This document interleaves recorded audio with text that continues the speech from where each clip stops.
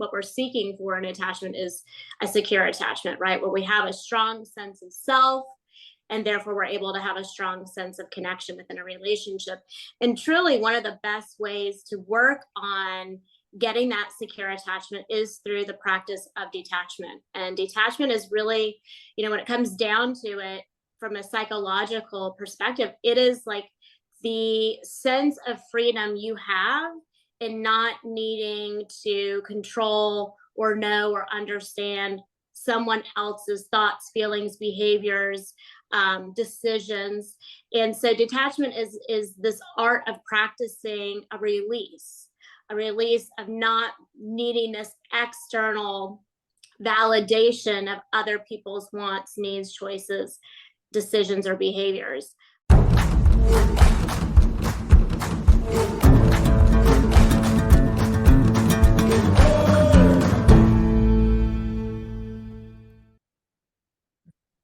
Hi, everyone. This is the Ego Project, and I am Lisa Heidel, and I am here with my co-host, Christine Seidel, and today's topic is going to be about detachment.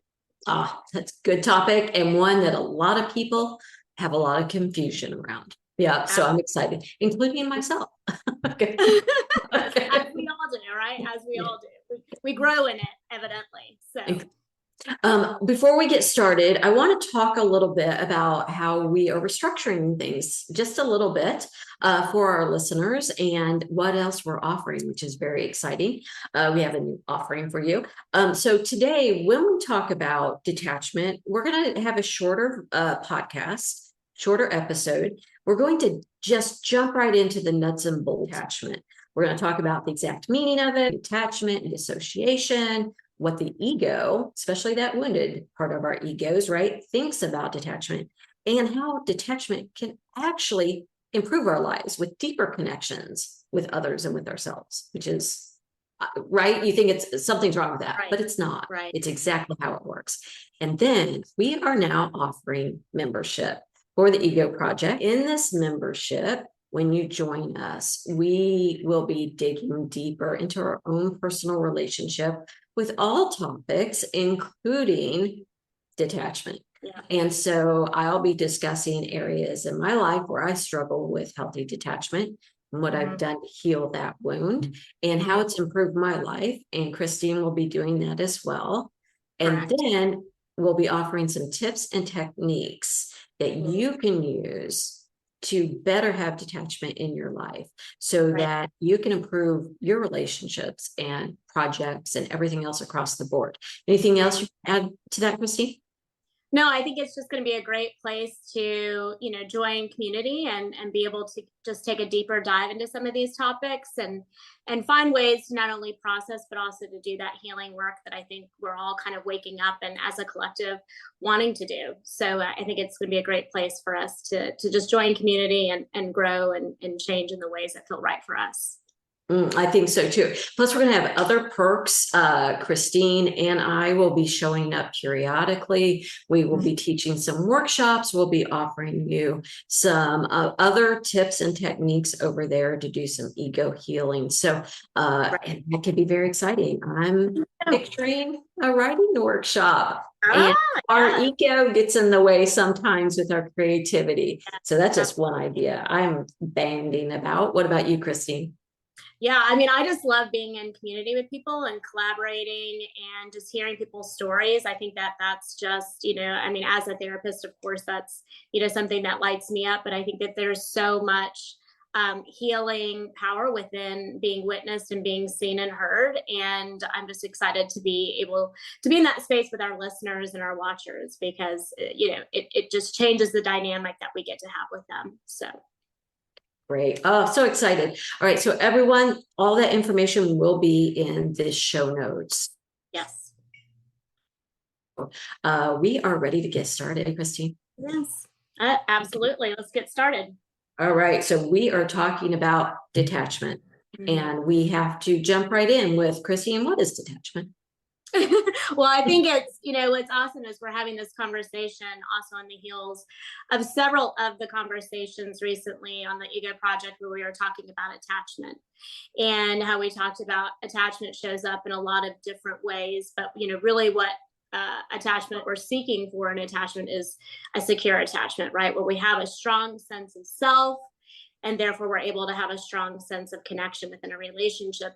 And truly one of the best ways to work on getting that secure attachment is through the practice of detachment. And detachment is really, when it comes down to it from a psychological perspective, it is like the sense of freedom you have in not needing to control or know or understand someone else's thoughts, feelings, behaviors, decisions.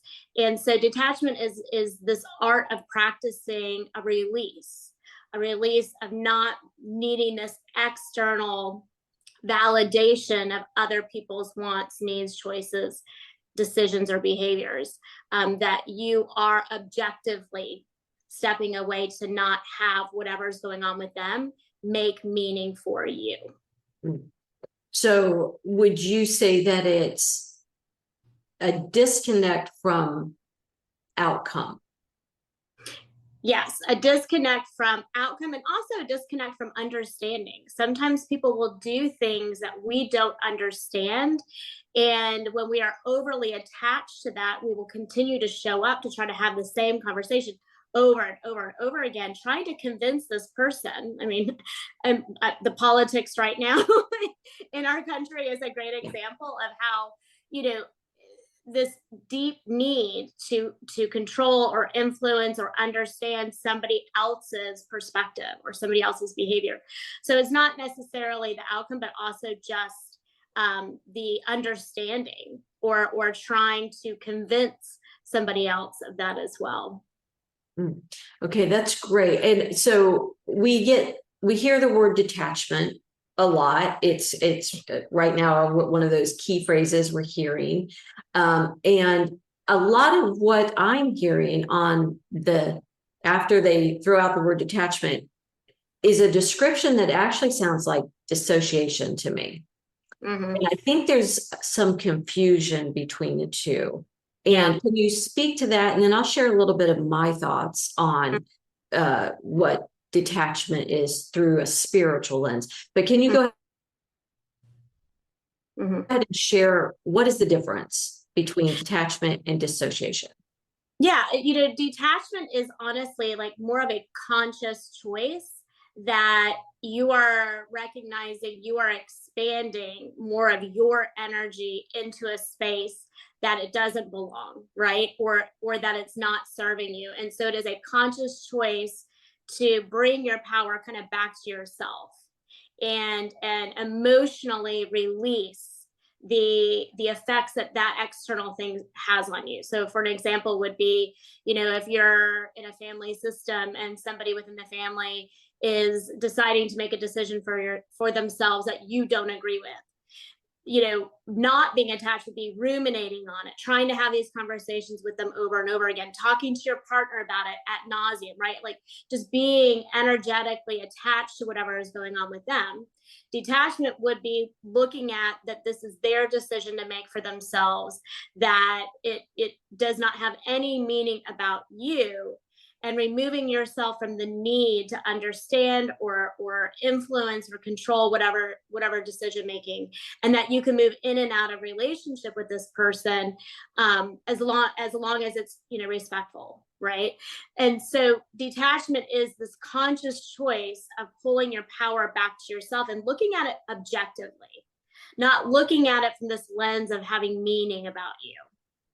Now, disassociation is more of a subconscious response to the ego's inability to really process what is actually occurring, or the mind's subconscious or conscious able to process what's going on. So we see disassociation, especially when our nervous system is just very dysregulated, either overly dorsal, meaning it's not really processing information in a timely way, or it's hypervigilant, meaning it's constantly processing information. And so disassociation is actually kind of a subconscious response to the mind not being able to really process things from a reality perspective. It's almost it's a coping skill that the brain uses when it's just really unable to process because the nervous system is just completely dysregulated.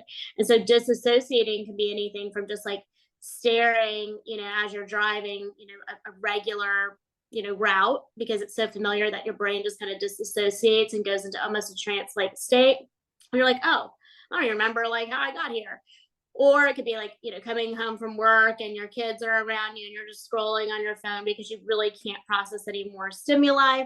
So disassociating is not really this conscious choice of seeing things from this reality perspective and coming back to self and objectively processing. It's almost a way of just allowing the mind and the body to somehow find homeostasis for a moment, because when you're conscious, there's just too much information, there's too much stimuli, the nervous system's too dysregulated to be able to process things consciously.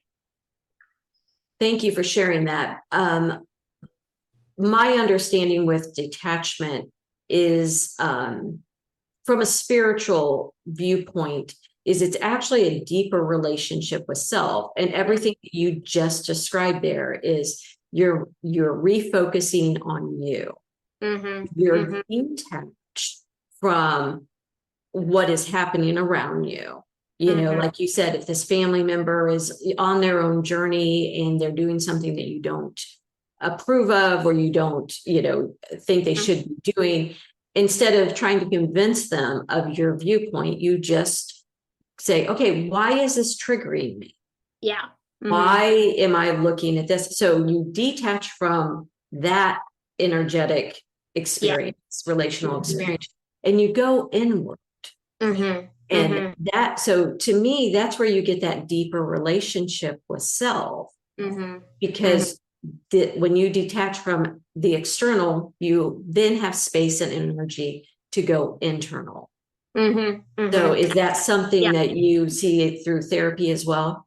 Yes, and I think that's a great way of expressing it. Detachment is what allows you to come back to self. It allows you to come back into relationship with yourself.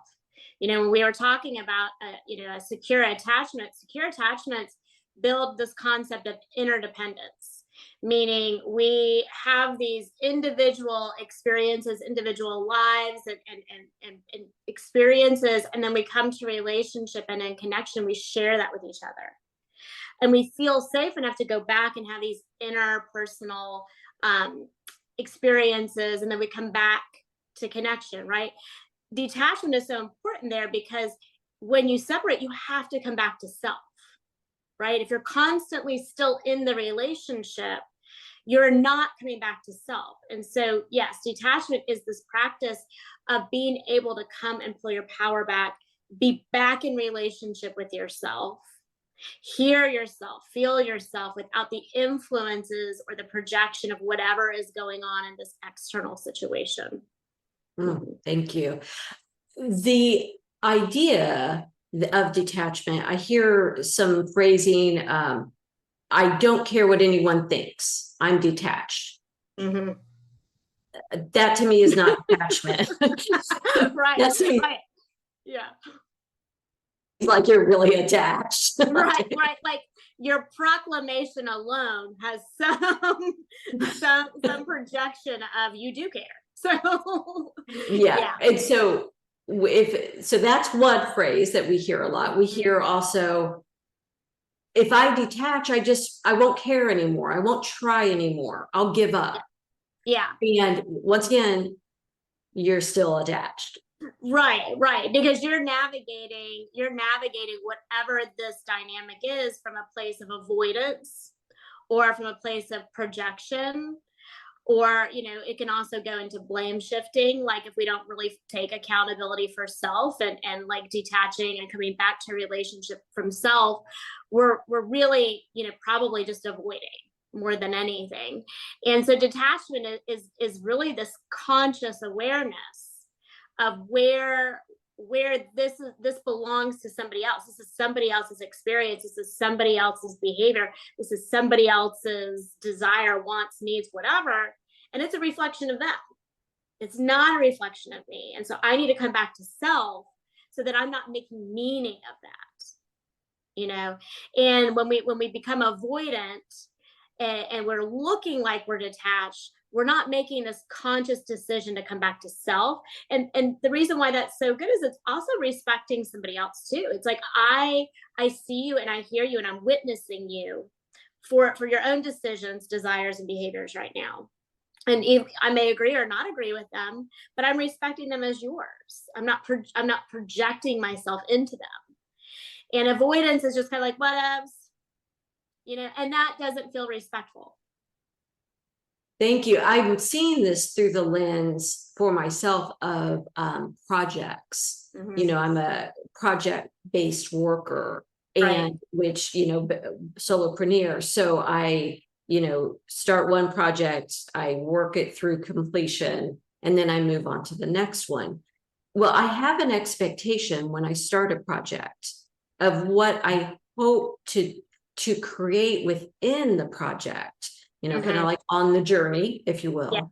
Yeah. Now, how it ends up, it may look very different Mm-hmm. Mm-hmm. than what I initially had planned. And if I am resistant to the creative process, Mm-hmm. Mm-hmm. allowing it to become what it's supposed to be, Right. too attached to outcome with Yes. that. Yeah. And so I have to have a healthy detachment Mm-hmm. in order to allow a creative project to bloom into what it's meant to be. And we can even translate to relationships. Mm-hmm. Yes. That's a great, how often do we get into a relationship and expect it to be this, it's supposed to be this one thing. And in actuality, it was a catalyst for something else. And I think that's such a beautiful way to navigate the world, right? Mm-hmm. Like, Mm-hmm. I don't know what's going to happen. It's a lived experience. That's what life is, right? Yeah, and that's why it's so important in relationship, is because detachment, the practice of conscious detachment, allows you to sit with someone and in their autonomy and in their agency, genuinely show you who they are and what they want and what they need, right?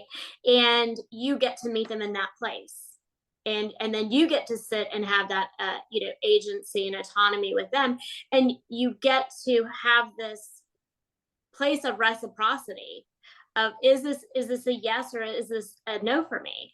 And a lot of people will be so attached to a particular outcome or the way that they think a relationship should look like, and they're sitting with this attachment to that. And that's where we get a lot of codependent type of tendencies within relationships, because we're trying to get there. We're trying to make them this, and rather than being in detachment regularly, when we need to be able to see our partner or our coworker or whatever from a lens of agency and autonomy. And then we can make, like you said, through the creative process, we pivot or we shift or we change so that we allow the relationship to become what it's supposed to be, not what we are wanting it to be or not what we think it should be. And that's our wounded ego, right? Mm-hmm. It's making the demands of, Yeah.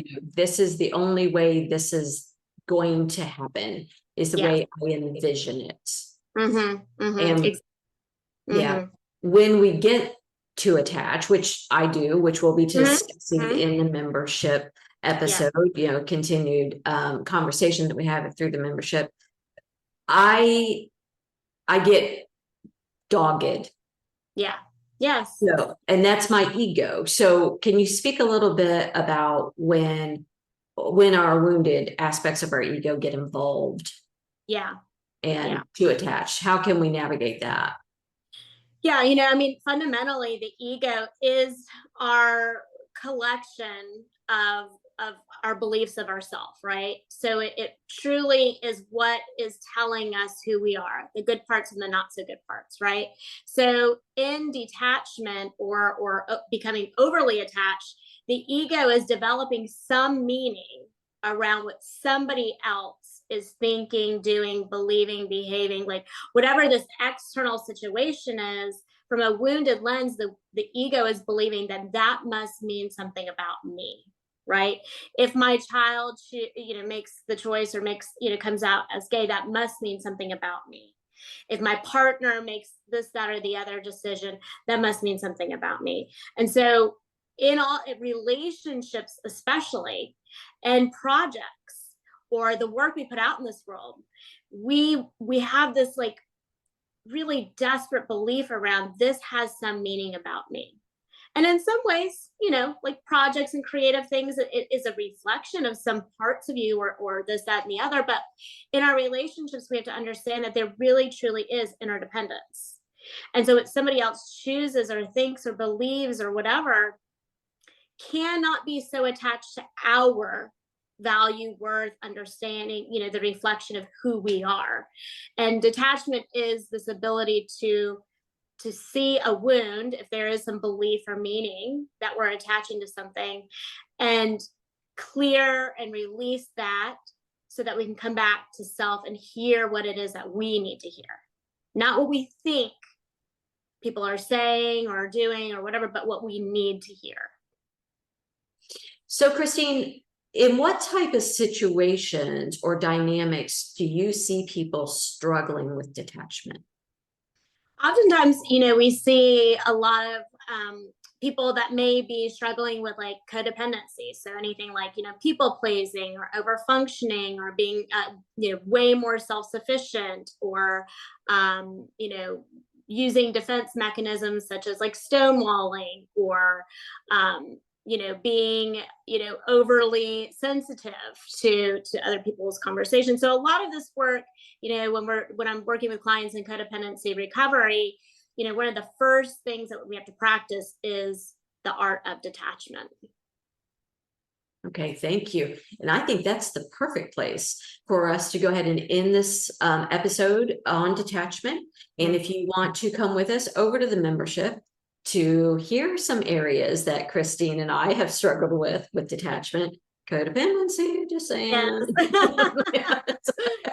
control, throw some words out. Yes, Speaking for me, speaking not only for myself. No, I've got my card carrying recovery, codependency recovery card as well.